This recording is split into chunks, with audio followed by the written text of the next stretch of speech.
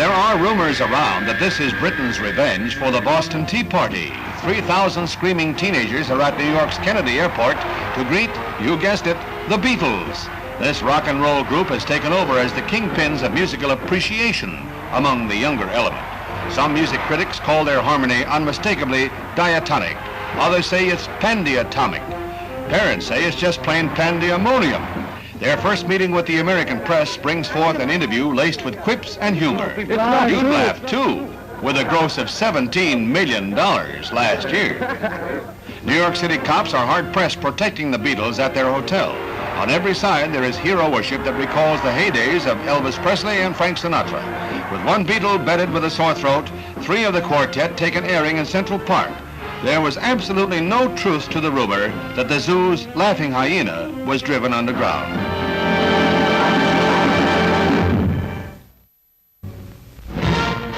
Elvis Presley no longer has that rock and roll beat. The tempo is hut 2, 3, 4 for Private Presley.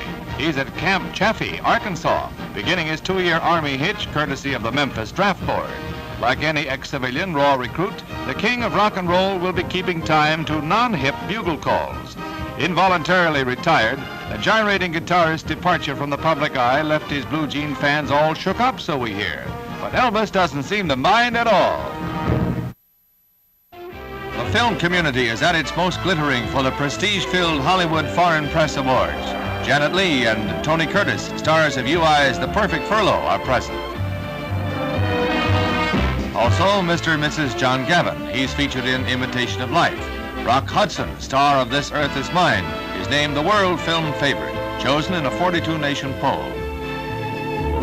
Cary Grant starred in Operation Petticoat, and Linda Crystal of The Perfect Furlough, who receives an International Stardom Award presented by Eddie Albert, voted by Hollywood's 100 foreign correspondents.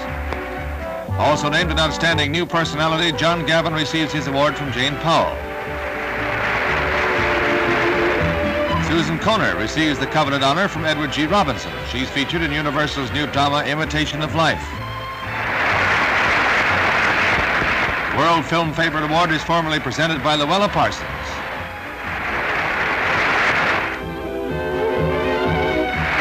Climax to a major event in the film capital with the spotlight on one established star and 3 bright new names.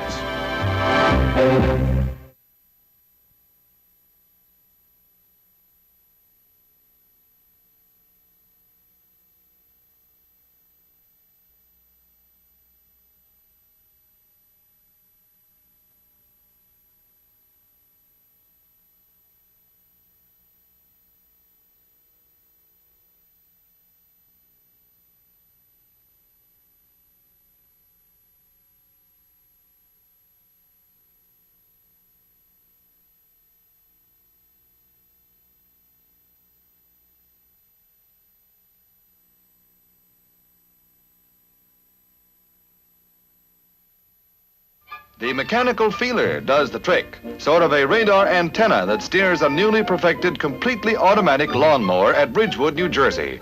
Dubbed Grass Finder, it's the latest answer to a gentleman farmer's prayers, and hers, too.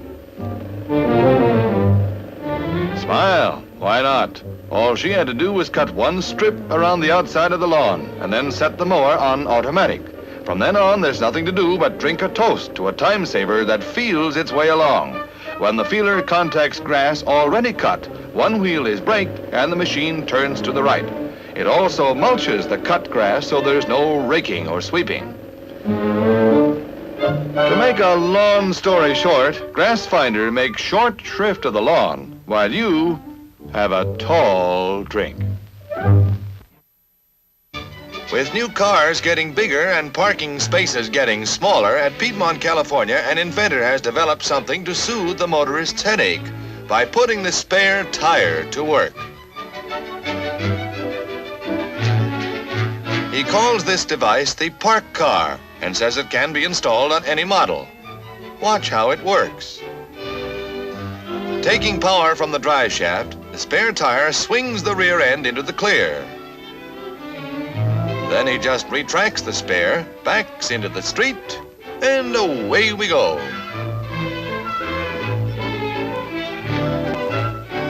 It's handy for parking in inaccessible garages, too. Here's a narrow driveway, but with the spare tire put to work, the car can turn a complete circle in its own radius, and parking is simple indeed. Even the worst driver can make the garage without denting a fender with the aid of fifth-wheel driving. 1955, a year of anxiety and triumphs. A major medical hurdle was crossed with the discovery by Dr. Jonas Salk of the anti-polio vaccine, which was to spread a mantle of protection over millions of American children. And the scientist entered the ranks of the medical immortals. Leading drug firms shifted into high gear to meet a national demand, which spread to every crossroads despite early controversy. Each hastily set up center became a mecca for anxious parents shepherding little Johnny and little Jill to their inoculations. They're protected, and it didn't hurt a bit.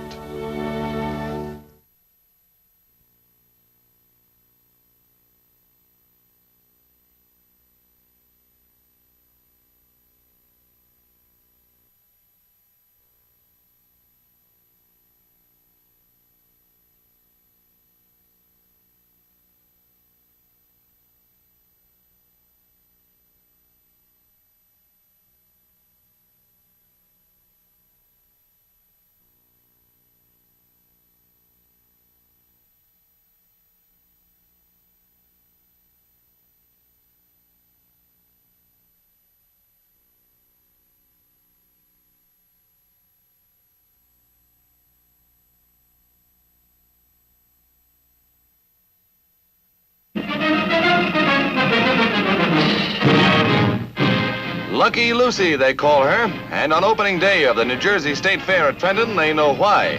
Lucky Lucy and her lady hell drivers flirt with fate and come through with colors flying and coiffures intact. I know a lot of guys say a lot of gals drive like this in traffic, but it takes quite a Jane to do this in a jalopy.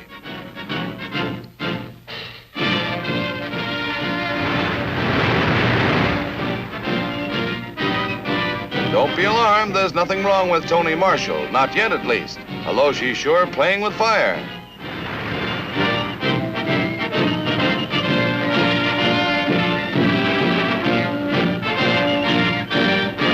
Here comes Lucy. Lucy's a right lucky little lady. The Motorcycle Hill Climb fraternity and followers gather at Mark Means Hill outside Lewiston, Idaho for another set 2 with jarring jumps and gravity. These are the nationals for the Class C boys who've got plenty of class, but are outclassed for the most part in a wild and woolly bout with Old Man Mountain.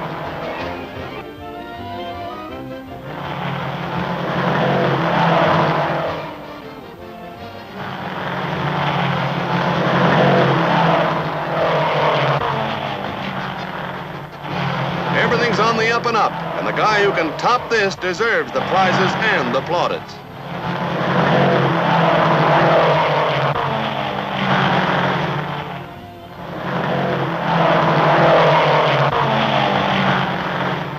Assault and somersault. Flying is safer than hill climbing. Look, no handlebars.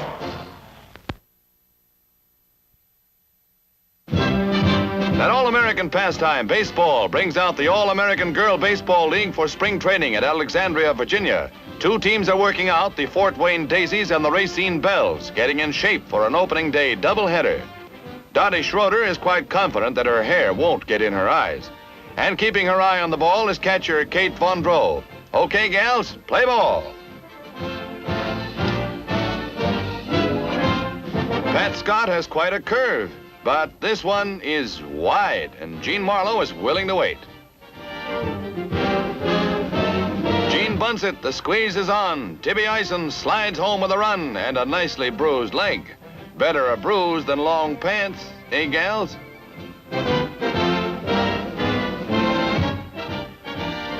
Joe Weaver hits the long ball, almost out of the ballpark. Boy, that clears the base paths. And inside the park homer by a whisker.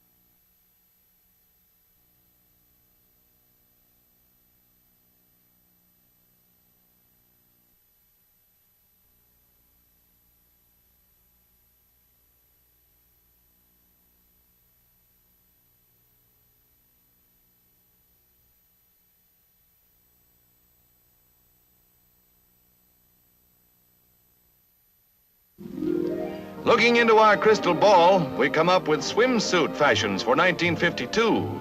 These are called heavenly bodies because they are out of this world and are being shown by Cole at Hollywood. Gold lastex, sparkling with plenty of stardust and plenty of imagination.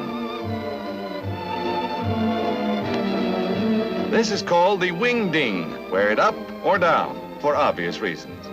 And here is the triple threat in terry cloth. Wear this as a draped skirt, a hooded cape, or as a bare shoulder pool dress.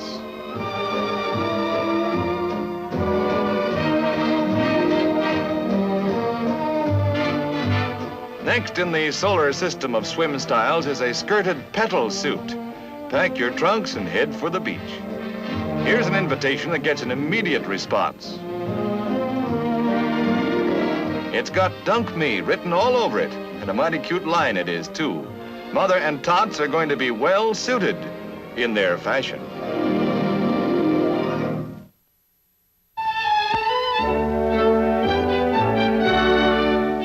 Diamonds USA, the 4th national showing of new trends in design and setting of these fabulous gems, is presented at the Plaza. A group of personalities, including fashion models, among them Roxanne, flash by in a scintillating parade of diamonds worth millions. And it doesn't take a bucketful like this to run into fancy figures. The models represent jewelers from all parts of the nation. A necklace and a ring totaling $74,000 call for a private eye lurking in the curtain. If you have an idle $500,000, this makes a lovely gift.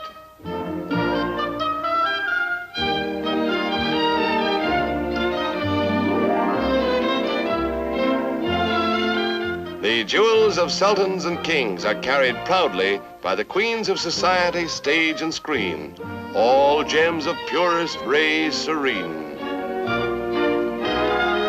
A 40-carat pear-shaped engagement ring and a diamond necklace worn as a tiara dazzle the eyes of the beholder. A sparkling collection of the world's finest, created today to delight the heart tomorrow. Fashion takes the spotlight in New York, where a little miss joins the gathering for a last-minute twirl of curl before the main feature begins. A fashion feature of finery, the last word in lingerie luxury, well within milady's budget. The new Luxite collection features exquisite embroideries, expensive pleatings, and beautiful filmy laces imported from France. The entire group of lingeries and sleepwear, call them nighties if you insist, are priced so as not to keep Papa broke. Both the boudoir jacket and the matching nightgown are of French nylon laces. And we say 3 cheers for sweet dreams. Colorful, yes sirree. They come in fantasy, pink, ethereal white, lilac mist, just to mention a few. Sheer delight. When it's sleepy time, she loves to linger long in her lovely lingerie.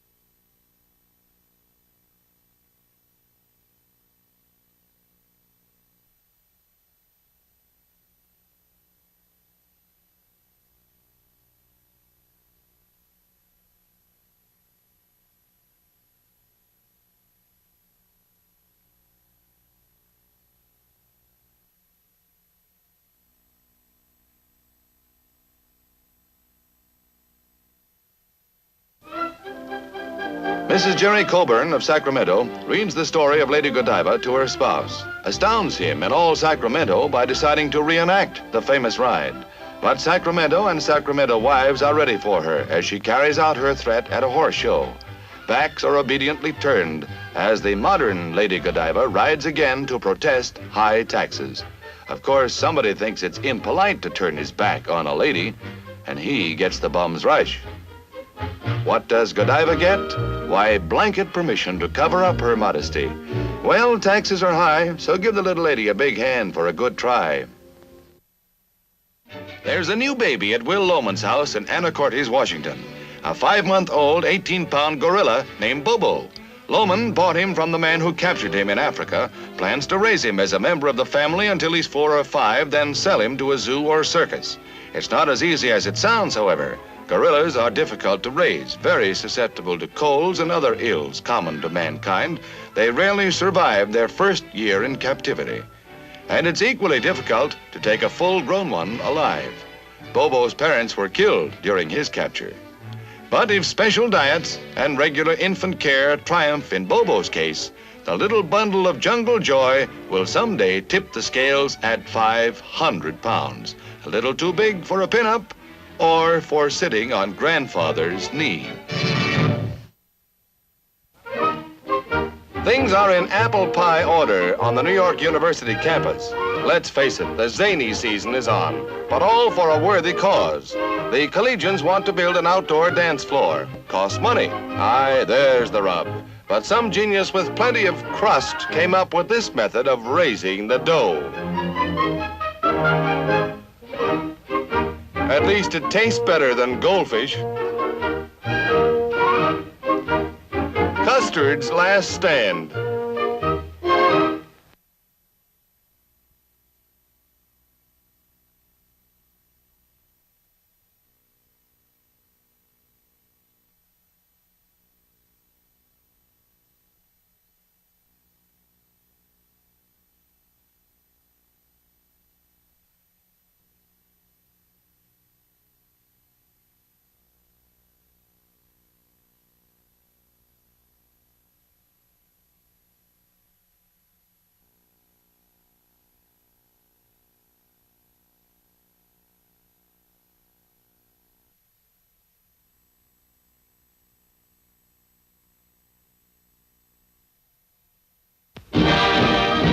As a demonstration of actual defense methods practiced by our Navy, a class in torpedo net stringing goes into action. Heavy rings woven to buoys and anchor clumps are towed into the rough waters of the San Francisco harbor area. Balls attached to the nets are 4 feet in diameter and weigh nearly 700 pounds each. These metal nets are strung across harbor entrances to protect ships from torpedo attack by enemy submarines. Here, the net tender Catalpa sets the net for target practice, and it's all ready to withstand the shock of a torpedo.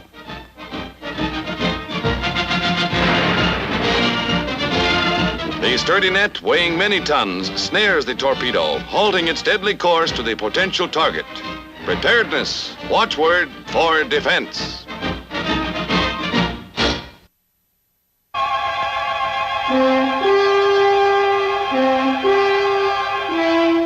America prepares to face attack on its cities and industrial centers under a combined civilian defense program.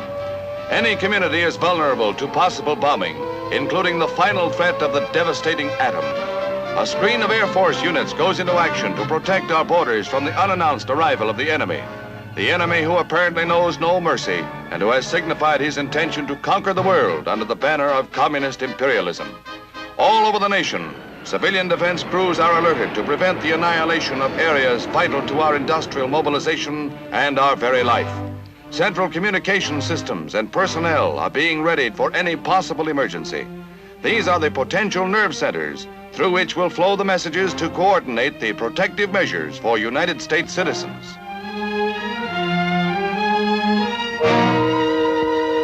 Shelter zones are being established and marked with directive signs.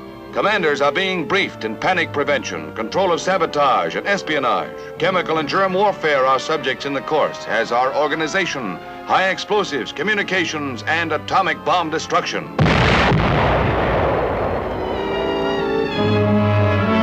If a bomb strikes, officials will be able to map the radius of the destruction. With the technical data at their disposal, they will direct civilian defense workers to the aid of those in peril or those who might have already suffered the all-out effects of an all-out enemy attack.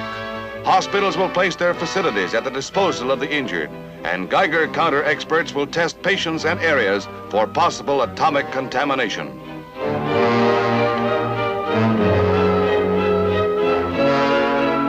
President Truman signs the Federal Civil Defense Act of 1950 in the presence of officials concerned with civilian protection.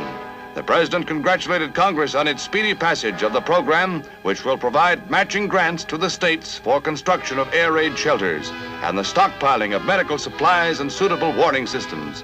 In the President's own words, it will require all of us to get ready to defend our homes.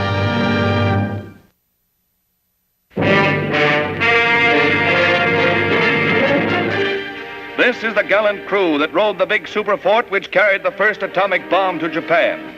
Piloted by Colonel Paul Tibbets, Jr. of Miami, carrying Navy Captain William Parsons of Chicago, who helped design the bomb as observer, and Major Thomas Farabee of Mocksville, North Carolina, who pulled the plug on Hiroshima, the B-29 dropped its load of atomic death, which exploded with a force equal to 20,000 tons of TNT. A few days later, the second atomic terror was loosed on Nagasaki.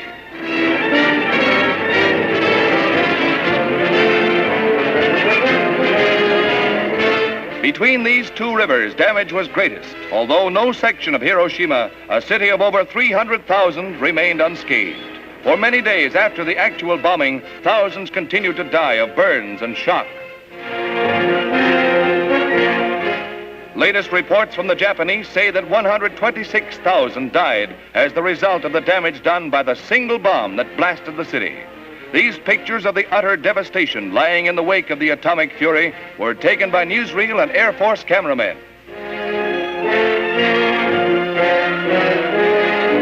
The remains of a Nipponese barber shop stand like a tombstone to Jap hopes in the midst of acres of desolate ruins. With the help of gauze masks, a few citizens seemed able to exist among the wastelands. Although the end of Japan's aggression was in sight before atomic bombings, it was this terrific force that finally signed her death warrant.